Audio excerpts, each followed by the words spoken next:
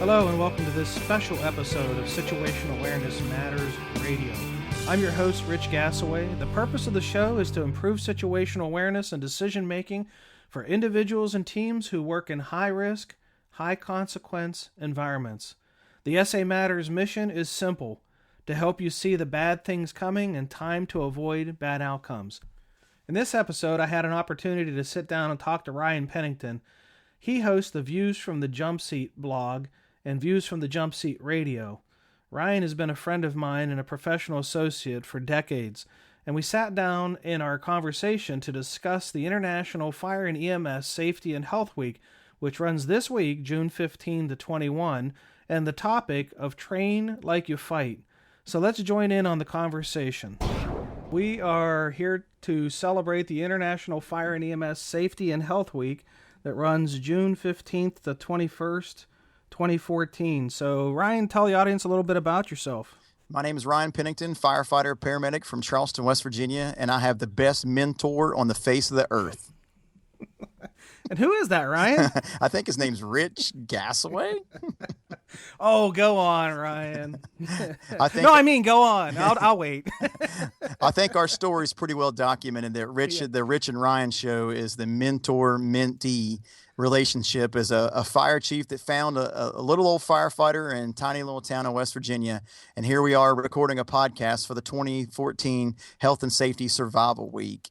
And I think our relationship's pretty well documented. And what we're going to be talking about today, Rich, is something that you're pretty passionate about and I'm pretty passionate about. And we bring pretty much two completely opposite perspectives to this problem. Would you agree? I don't know if I'd call them opposite. I might call them complementary. Oh, there you go. Yeah, to say opposite would mean they conflict. And I'm not sure that we have conflicting views, but I think we have complementary views about firefighter safety. Right. Yeah, and so tell the audience a little bit about the Views from the Jumpseat.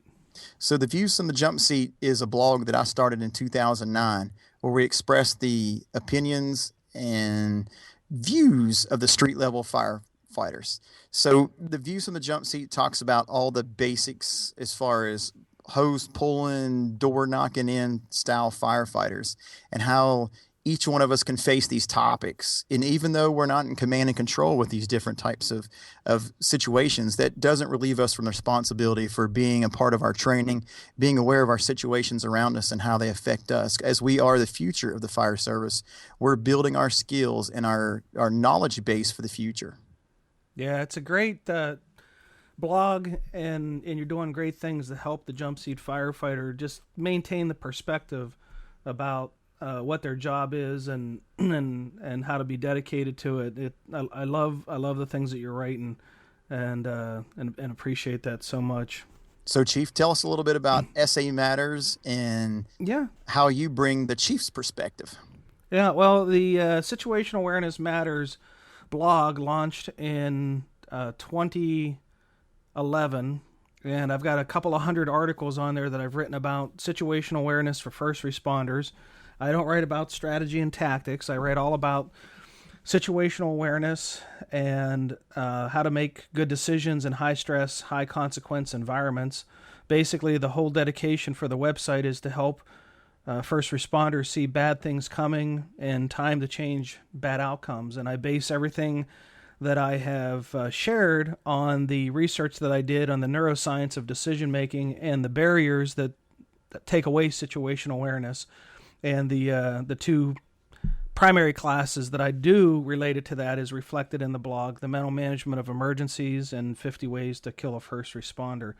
So that's kind of my background and where I come from. What gets us here together today is talking about the theme for the Safety and Health Week, and that is Train Like You Fight. So what are some of your views about views? Get it? Views? I tied that right into your blog there, right? What are some of your views about why it's so important to train like we fight?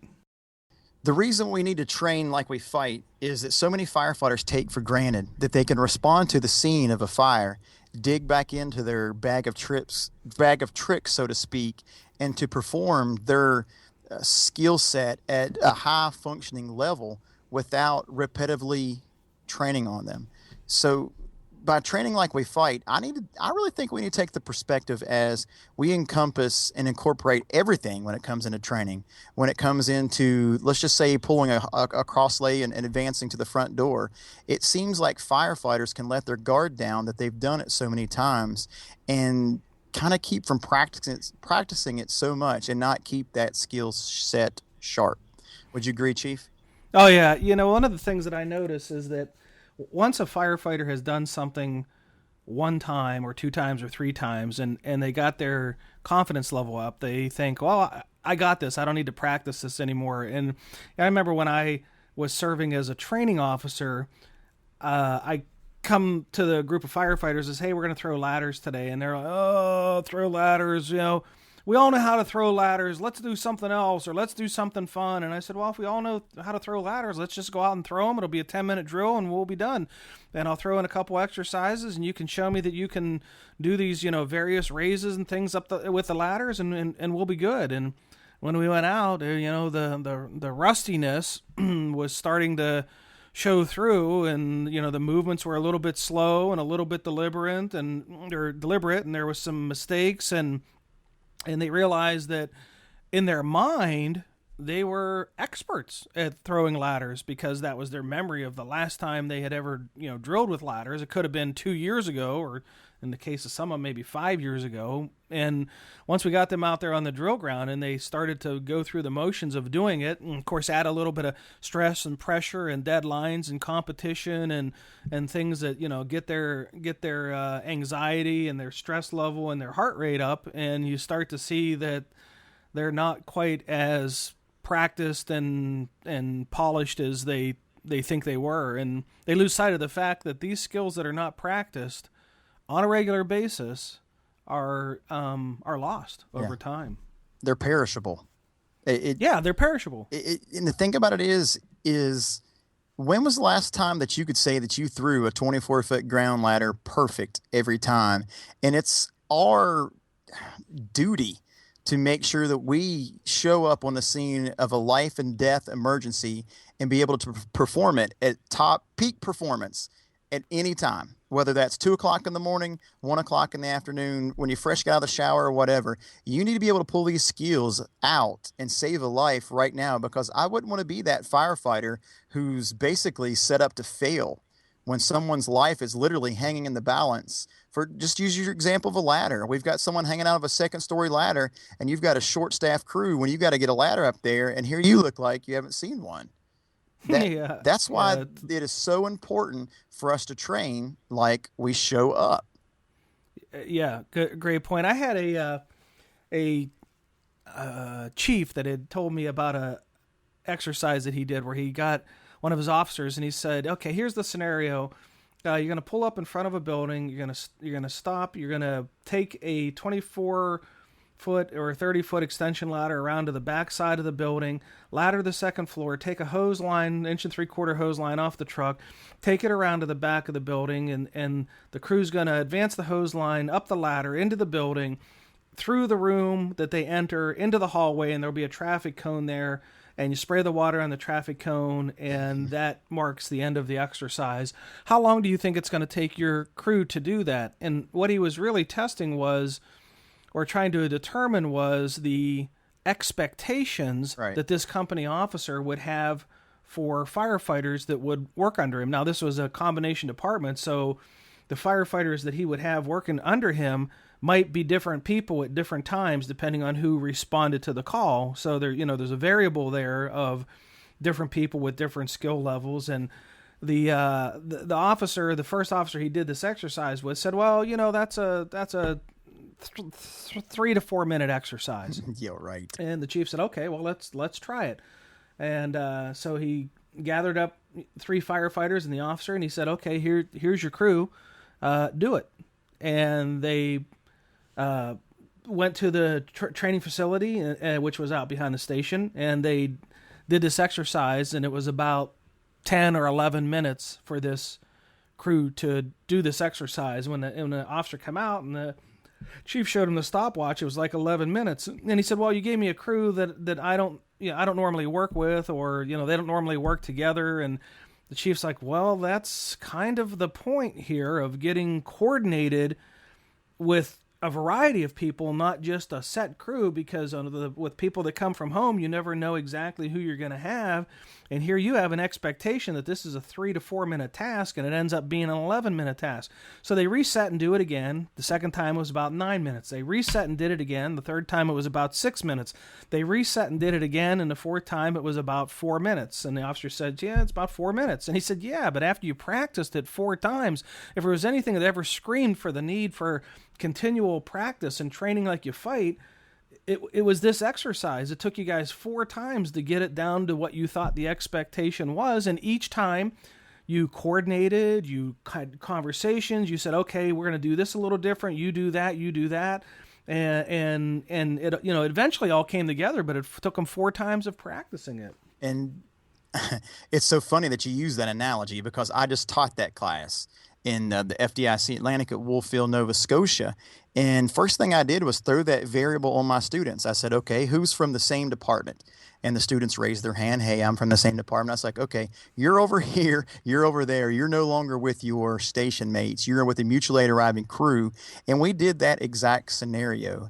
And just the results that you described in your scenario there, those guys got better each and every time. But now one thing I did at the end of class is I put the station mates back together, and that's when the efficiency really got back going.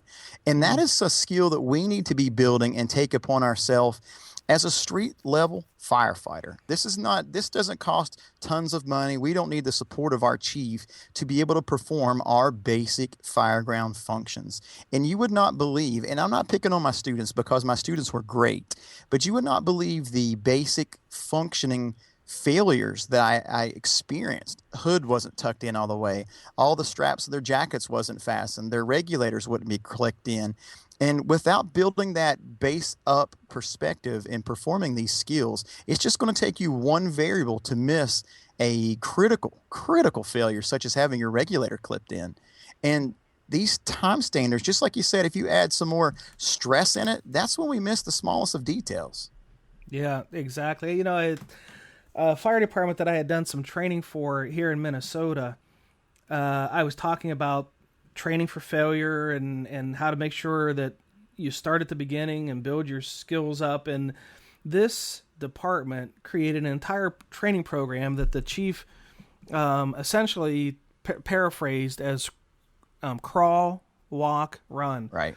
And they started these firefighters at the beginning, like coming into the station and getting your gear on and getting on the truck. And They drilled on that as a drill topic. Remembering to take all your stuff, remembering to get seat belted in. And the firefighters all just moaned and groused and complained about can you get any more basic than how to put your turnout gear on and get on the truck? And then they would practice arriving at the scene, and all they would do is just pull the hose line, get it charged. And that was it. Repack it, pull the hose line, get it charged, repack it, pull the hose line, get it charged. And eventually they worked their way up to a scenario. In fact, I shot some video of it and I have it on my YouTube channel.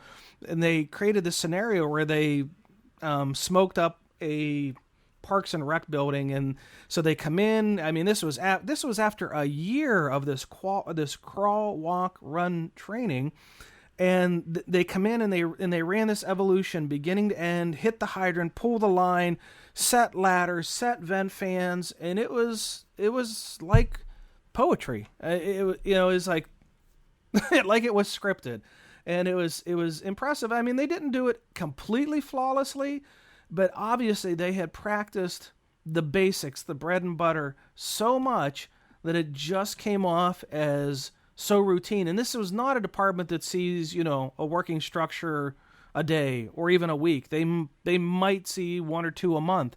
And they just really had a calm, cool collectedness about them. They did things to best practices on how they maneuvered around the fire scene. And I shot 2 or 3 videos of these evolutions, and I was impressed. And the chief said that at the beginning everybody groused and complained, but by the end everybody was all excited and complimentary of how better their skills were because they didn't take any shortcuts. I mean, they literally When they went to step 2, they started at step 1. They did step 1 over again, now added step 2. Step 3, they started at 1 again, 1, 2, and now 3. Then they started over, 1, 2, 3, and now 4.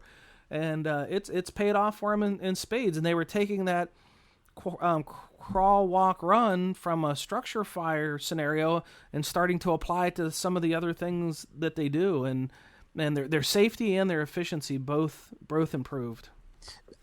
Getting buy-in for that type of a situation is going to be hard. And the only thing that I can ever relate to that is my good friend Rob Owen says, if you're going to start a diet, are you going to wait till you start losing weight to measure yourself? I want to measure myself when I'm fat.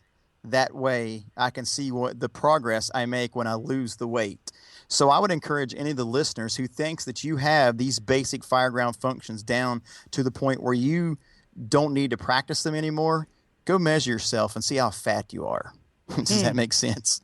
Yeah, it does. And, it makes sure that you're measuring the right thing in the right way.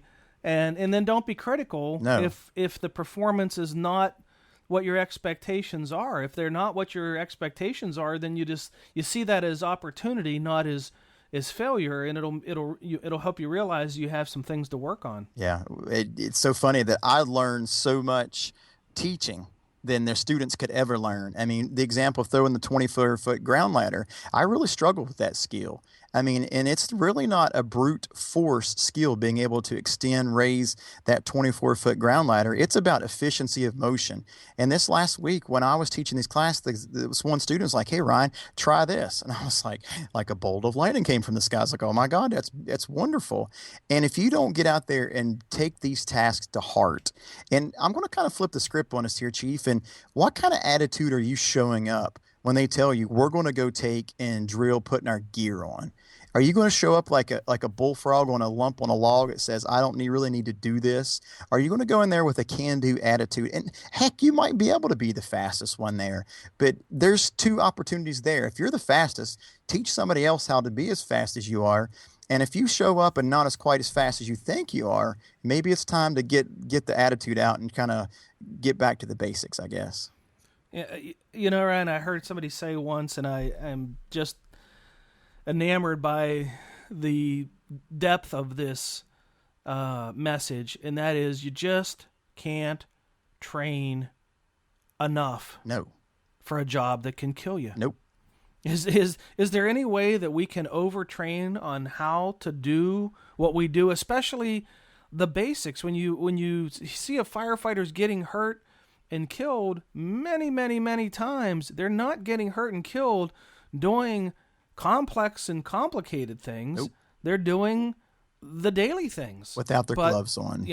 There are mistakes that are being made, and again, not looking to put judgment on folks. I had a guy recently contact me that they were putting the aerial away, and they swung the aerial around and hit a power line with the aerial as they swung it around, and this guy just before the aerial hit the power line had just had his hand on a cabinet door. Right. I mean, he wasn't on the truck, he was on the ground, and he had his hand on a cabinet door, and he was like, oh man, talk about a close call. I'm like, oh yeah. That's what we call a really close call. Well, and it just takes a little bit of complacency, a little bit of being out of practice, and a little bit of your guard being down to miss things that are very very dangerous, if not deadly, in this business that we do. A wise mentor of mine told me that I need to be educated beyond the fire service. I need to expand my horizons to include some of the business community, some of the leadership of war. And I will tell you, for the last 2 months, I don't even know if I've even told anybody this, I've been studying the Navy SEALs. I am just obsessed with the Navy SEALs and reading their books and watching what these folks go through. And they are trained right up to the tip of perfection. I mean, to kill Osama bin Laden, they had to be perfect. And when things didn't go perfect, they needed to adjust for it. And one thing stands out that I'm going to communicate in all of my classes, and that is during Hell Week, when they're in the cold waters of San Clemente Island, when they're out in San Diego, these SEALs have to pay attention to the most specific, smallest details every time. And when they don't pay attention to the smallest details, they get punished. Now, they get punished by getting in cold water and covered in sand. But I think there is an application in with our fire service by taking the mentality of the SEALs. I mean, come on, who would not give their left leg to go serve their country as an underwater dive technician and go take on the baddest of the bad? But these guys are so precise. To take 3 coordinated shots on the pirates of Somalia against those who captured the captain from the Merce. How can we take this into our training and make sure we're paying attention to even the smallest little detail? Yeah, point well made. One of the problems is I'm sure that out there will be listeners who are not full-time career firefighters and say, all this is great about, Navy SEAL training and dedicating themselves and, making their life about being a SEAL. But, I'm married, I've got kids, I've got a job, I've got church, I've got sporting activities, I've got this and I've got that, and I coach swimming and I do all these things. And, just getting these people to show up for drill, once a week or once every other week and take it serious and dedicate themselves to just being all in. Right. And totally dedicated for that hour or 2 hours that they come to drill would be an improvement. But that is when we could instill this attention to detail even more so, Chief. I really think that these people that I understand the busyness of it, but when it's almost like, and I can't remember, and I'm full of movie quotes tonight, but the Sylvester Stallone, when he was the arm wrestler, when he took that hat and he spun it around backwards, he spun his hat from being a truck driver to being an arm wrestler. I think that's the attitude we got to have when the pager goes off and we go into drill night or we show up and we're running into the fire station after we do that. We still have to pay that attention to the details. I think that would go leaps and bounds for improving firefighter safety if they could just get all in when they come to a call or get all in when they come to drill and say, we've all got busy lives, we all got big agendas of other things that are important to us and time to needs to be dedicated to other things. But while I'm at the fire department, I'm all in. I'm all in for learning. I'm all in, I'm not going to be bringing attitude and I'm not going to be grousing and I'm not going to be complaining that I got to do this and I got to get dirty and I got to get wet. It's part of the job. It's part of the vocation, whether you call it job vocation. It's part of what we do. Do it without prejudice or complaint, or get out of it. There's just no room to be a casual firefighter. You're gonna be a danger to yourself or a danger to others. Yeah, Chief, you're preaching to the choir there. But how can we translate that message to our listeners who show up to the fire departments and it's more of a social setting than a vocation? I mean, how can we offer them that advice? Well, the one thing that I suggest the training officers that say to me, they're frustrated that, people aren't showing up for drill or people aren't participating in drill. I say, well, the first thing I would do if I were in your position is I would try to get to the root of the problem. And the way to get to the root of the problem is to talk to the people who aren't coming or who aren't participating and try to understand from them what is the core issue. Is it that drills are boring? I mean, I get that there are instructors out there who are about as exciting to listen to as paint drying on a wall, and then they make these outlines and they use PowerPoint and they stand up there and they PowerPoint people to death, or they talk in a monotone, dronic kind of voice, and everybody just sits there and just says, when is this torture going to be over? There's if the people are saying, well, drills aren't fun, or I'm not learning anything, or you're not challenging me enough, or maybe you're challenging me too much, and I feel like I'm embarrassed because I come here and I don't know anything. I had a training officer just recently tell me that he had handed off developing a training session to one of his underlings, and this firefighter was so trying to impress the training officer that he created this just kick butt drill that better than half of the department couldn't do. Right. Because of the physical requirements it took to do this drill. And he laid this drill out there and he was like, come on, go, get it done. And better than half of the department wasn't prepared for that kind of drill. And they were ready to take this guy and string him up and hang him. And when the drill was over, this training officer started getting emails and phone calls saying, you got to knock this stuff off. You cannot have this guy come in with, his level of physical ability, maybe he's a marathon runner or whatever, and he's, 5'10" and 150 pounds and 3% body fat, and expect that everybody in the fire department is going to run at that pace. I mean, they wanted to string this guy up because he had created this scenario that, while it might be realistic, it was at the run level, and these people needed to do the crawl and the walk before they did the run. Yeah. And, I told this training officer, I said, one of the things that I'd suggest you do is you review the lesson plan of what this underling is going to teach instead of just handing it off and say, okay, drill next week's yours. You say, drills next week's yours, and what are you going to teach, and how are you going to teach it, and to what level are you going to teach it, and make sure it's appropriate for the people you have. Because if you anger them, or even worse, you embarrass them, they're either going to push back or they're going to stop coming. And maybe some of the people who aren't coming around have lost their will to train because they feel like every training is a setup to be embarrassed or a setup to fail. There's two things I want to hit about that topic. Number one is we all are a team. And if you embarrass me or ridicule me, I'm probably not going to come back. But if you support me, and if I have difficulty in a skill, and you take the time to remediate me, and case in point, we were teaching that last week in Canada. I had a firefighter put their turnout gear on, and their suspenders were hanging out from underneath their coat. And I'm like, okay, this can't happen. I mean, we're dealing with live fire here. I'm like, here, firefighter, why? Come across over here and let me talk to you real quick. Hey, we got to fix this. She's like, she looked at me and she said, thank you so much for not ridiculing me in front of everyone. And first thing I thought is like, that's what it's about. And I'm not harping on me, but I'm harping on the lessons that I learned from someone making fun of me. And we need to remember that we're all adults and we want to be treated as such. Yeah, exactly. I want to switch gears for a second and talk about we were earlier on talking about the realistic training. I want to share one example from earlier in my career.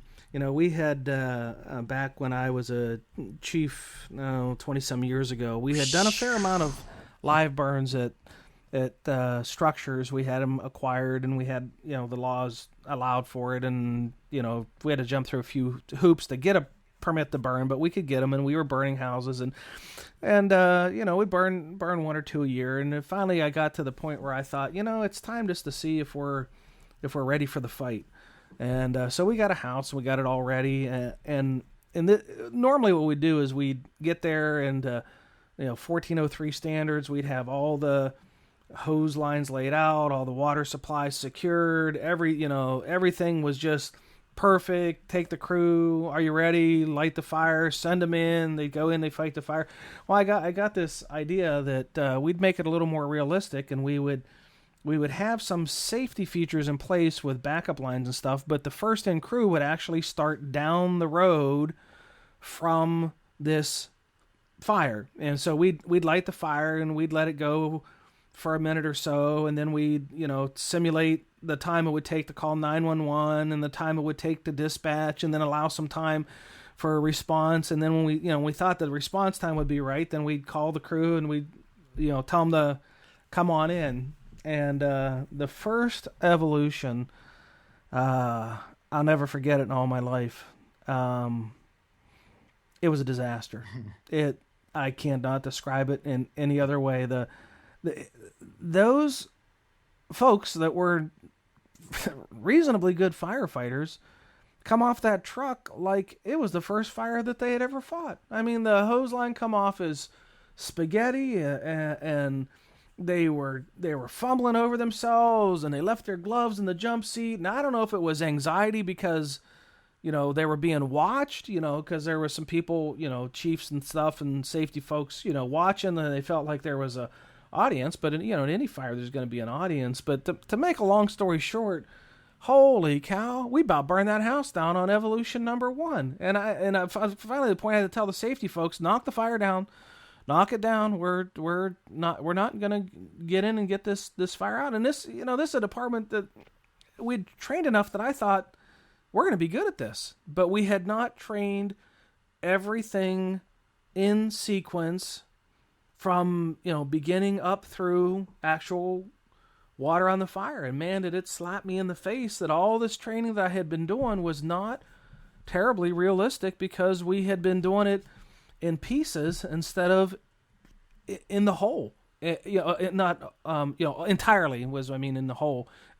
We'd never put it together as a package, and it'd be kind of like a orchestra playing bits and pieces of songs in practice, but never putting the entire concert together until the orchestra hall was full of patrons. And they wouldn't do that. They practice everything beginning all the way through to the end. And man, what an eye-opening lesson that was. It made me realize how much we had taken for granted as to how many skills it takes to actually get to where the water hits the fire, and how important it is to practice all of those in sequence. And we were talking earlier, and I just wanted to touch base back on that. It's still rampant in the fire service today, what you just described. I see it everywhere. I don't even know how to explain it, except for complacency, overconfidence, and almost cockiness that these skills can get done. And I'm going to put it on the responsibility of the shoulders of the street level firefighters that it doesn't cost you a penny to go pull a cross lay. It doesn't cost you a penny to go throw a ladder. You don't need your chief's permission. You just go do it. And you do it till you can't get it wrong, until you're proficient at it. And what kills me the most, and I hate to be a keyboard quarterback, but everybody's fire nowadays is usually on YouTube by the time they even hit the air brakes getting back into the fire station, is watching some of these videos. And I understand that we're only looking at a small clip of the scene, but these fire departments are taking 3, 4, 5, 6, 7 minutes to squirt water on the fire because they can't get a cross lay off, establish a water supply, and start going to work without doing all these other functions, without getting in their way. Why is this? This is a great conversation, Ryan. We're going to take a pause for just a moment to let me share with the listeners some information about the Situational Awareness live tour events and the online academy. So we'll be back in just a moment. If you're interested in attending a live event, you can check out the Situational Awareness Matters tour stop schedule at SAMatters.com. Click on the Program and Keynotes tab below the header, then click on the Events Schedule tab. If I'm in your area, I hope you'll consider attending a live event. If you're not able to attend a live event, consider signing up for the SA Matters Online Academy. The Academy contains videos and articles that cover the same content as the 3-day live tour event, delivered in 14 modules that you can go through at your own pace from your own computer. The Academy Plus version includes 4 books that are referenced throughout the Academy. The Plus version is a great bargain because the tuition simply covers the costs of the books, making the Academy free. Just click on the link below the header on the SA Matters homepage titled Online Academy.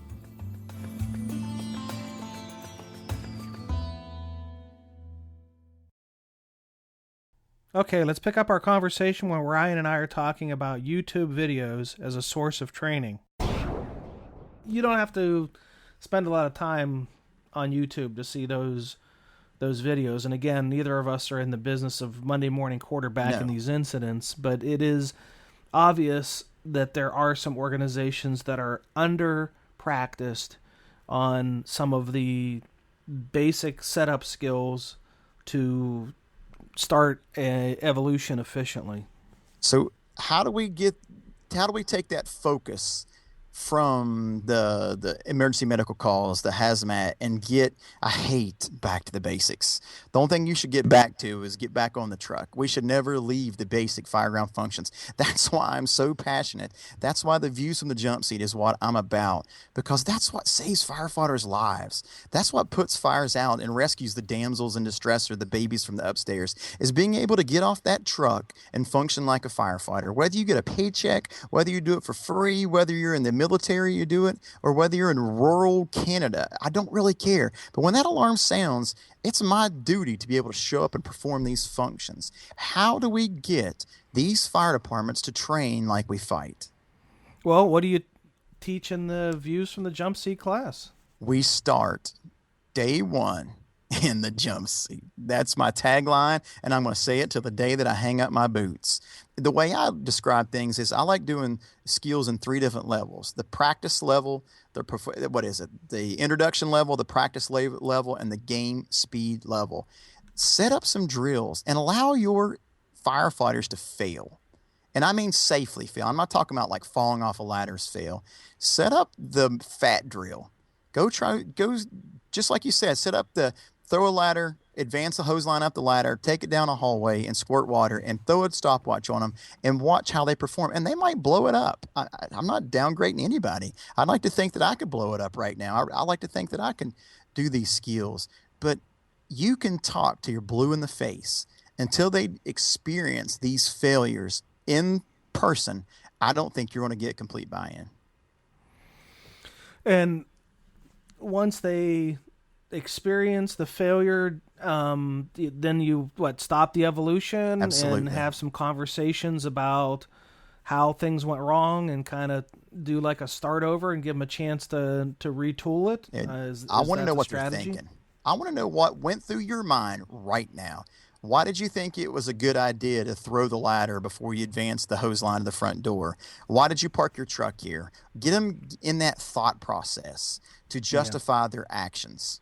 Because that's jumping right into the situational awareness stuff that I teach, is being able to see bad things happen before they happen, trying to anticipate and saying, what was the mindset that allowed you to believe that was a good thing, right up to the point where you realized, well, we made a mistake. Yeah, but right up to when you made the mistake, it all seemed to be going right to plan and going as you had anticipated it. Now, after the fact, now that you've had a mistake or a near miss or a casualty, now you have hindsight, perfect 20/20 vision of the mistake and how it occurred. But how is it that we can get first responders to anticipate, to make future predictions, to be able, as they're setting these things up, to anticipate where things might go awry so that they can fix them and get tracking back on the right route before they turn into something bad. But you just explained the why. The days of explaining the how without the why are over in my mind. I want to know why I should knock that fire down before putting the ladder up. I want to know why I'm cooling it from the outside before I open the front door.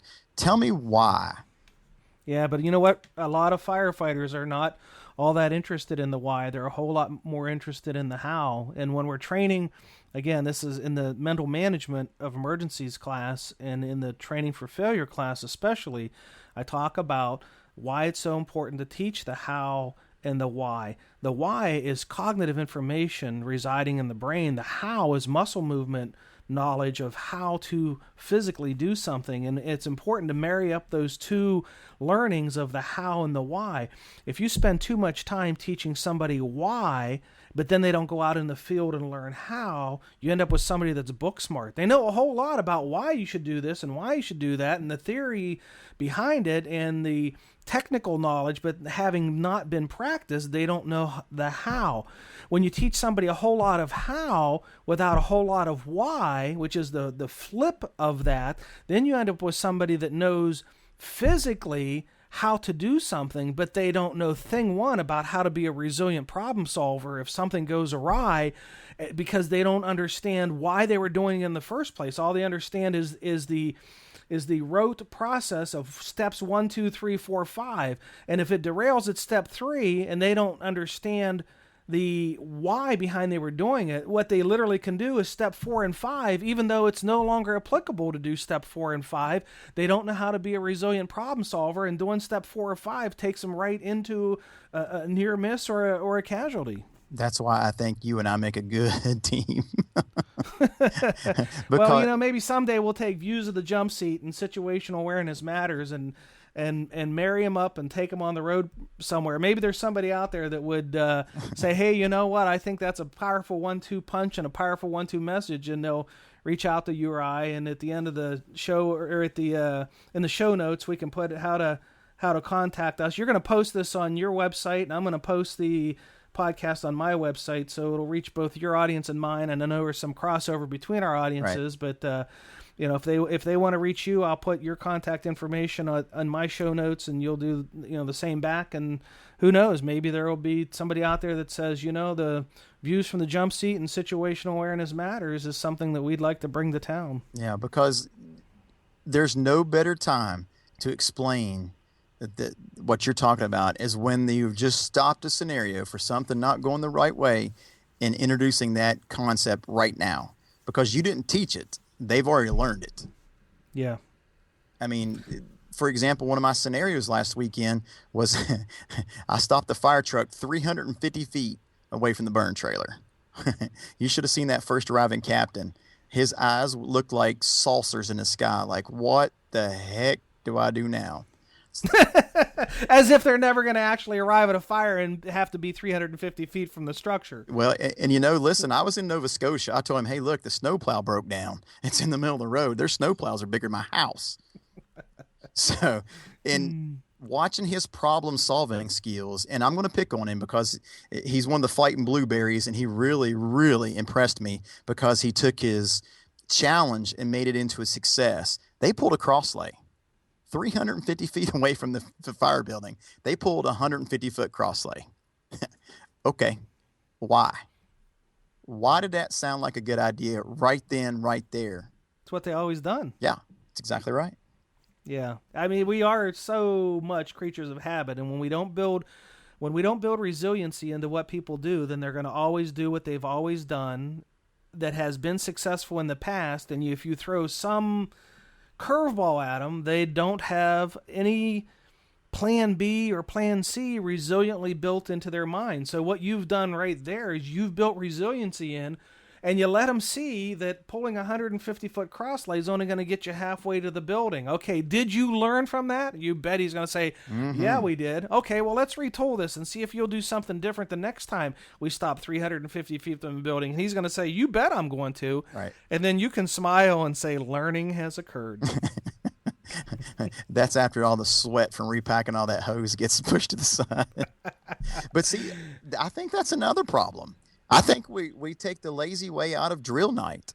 I mean, in a matter of, 6 hours, we pulled 25 and repacked 25 crosslays. 25 times we had hose off the truck on the ground. Students were re-racking it. Man, let me tell you, Chief, if you want me to come to drill night, put me in my turnout gear and let me do something. Let me break something.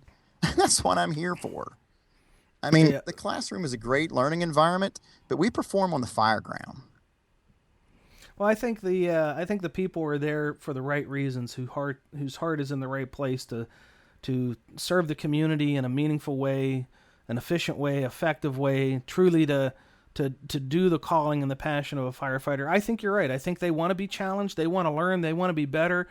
And, you're going to have those people who are, members because they say they can, because they get a license plate or they get to have a window sticker in their car, and they're, slow to respond to the station, and they're the door closers, and you're always going to have that contingency.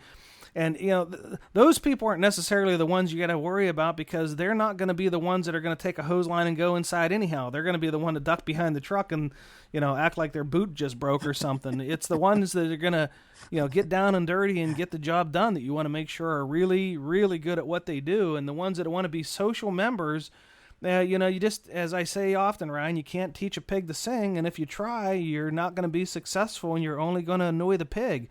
If you got those people in your organization that don't want to be firefighters, I mean, truly, capital F firefighters, But nonetheless, they're a member. You gotta invest your money, or not your money, but your time, where you're going to have the most success. And trying to turn somebody into a firefighter who doesn't want to be one, even if they're on the rolls, is the best you can do with that person is just teach them how not to get in the way and how not to be dangerous to others. Yeah, or fill those support roles. I mean, we always fill the need support roles. roles. Yeah.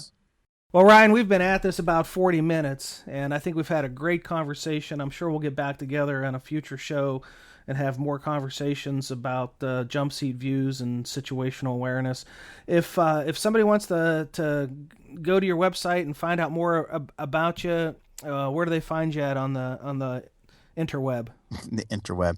Before we do anything else, Chief, we have to bring up the fact is where we're going to be this Friday, and it's going to be a huge honor to be across the hallway presenting my topic across the hallway from my mentor. And where are we going to be, Chief? We're going to be at the National Volunteer Fire Council Summit in beautiful, sunny, warm Myrtle Beach, South Carolina. I kind of forgot about that, Ryan. I've been off for a week, and my mind's been on vacation here at home. I've had the longest stretch of being home since Christmas. I've been home 8 days, or I will be home 8 days by the time I leave to go to Myrtle Beach. So I've kind of been in almost like vacation mode, even though I've had no vacation. But I forgot. That's right. We're going to be together in Myrtle Beach, and I'm going to be presenting situational awareness, and you are going to be presenting fighting fires and hoarder houses. Fighting fires and hoarded homes. Your second niche topic, where you talk about the dangers and the strategy and tactics for fighting fires in hoarded environments. Yeah. And it'll be nice to get together with you there in Myrtle Beach. For those that are coming, please consider attending Ryan or my class. You can't attend both because we are unfortunately scheduled to both be presenting at the same time. And you said Friday, but I think we're actually presenting on Saturday. Is that right? Yep, Saturday. I think we're right about 11 o'clock. So if you show up to Myrtle Beach for the training summit, come to my class and don't go to his.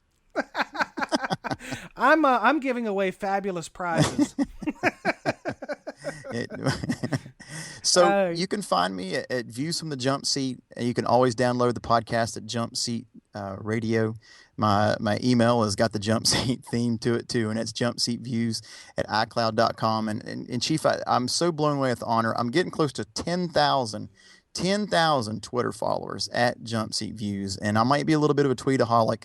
I may have received more than one rich slap that I tweet too much, but the interaction with the firefighters around the globe is just, I just can't express how honoring it is to reach out and have that input. So, all right, Chief, give them your contact information as well. Yep. If you're looking for me, you can find me on the interweb at SAMatters.com, which stands for Situational Awareness Matters, SAMatters.com.